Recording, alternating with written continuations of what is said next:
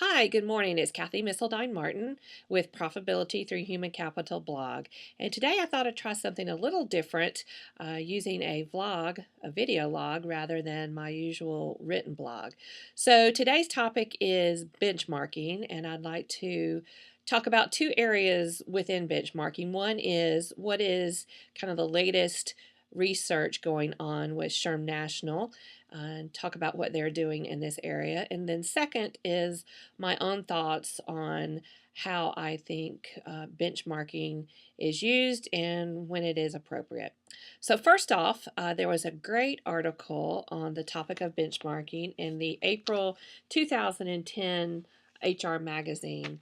And basically what the magazine was talking about was that SHRM National was getting together a standardizing committee, and they're working on a project to standardize HR metrics. And one of the examples that they cited is one that I hear often is cost per hire.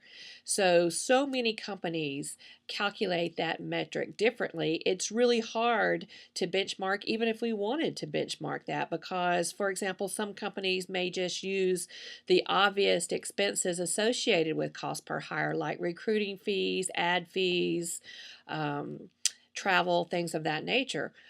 Other companies might get even more granular with that analysis and use things like manager's time, recruiter's time, opportunity cost, things of that nature. So with that metric, it's very hard to compare apples to apples, which is one of my points I'll talk about later. So SHRM has kind of taken that by the ears and really coming up with how to standardize that across the board. So stay tuned for that and read that article. It's very interesting. Okay, so the next discussion point is kind of how I feel about benchmarking and kind of my point of view. And really, I've always thought that you have to be very cautious when using benchmarking. So if I had to sum it up, I'd say use benchmarks with care. And here's why.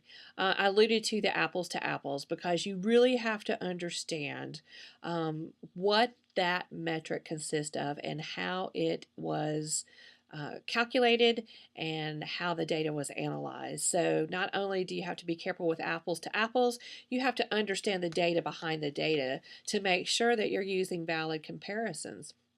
Also, I think with benchmarking, you have to look at time frames. And if you're benchmarking current year data, you wouldn't want to use engagement data that's 5 years old because that probably would not be reliable or valid data. Also, when you're thinking about benchmarking, I think it's important to think about your point of view. So if you're trying to support a point of view and you go and you find 7 reports out there on your topic, and one report really supports your point of view, but the other 6 are contrary to your point of view, then I wouldn't pick and choose just that one report because there's other reports out there that really don't support your point of view. So you have to be careful with that as well.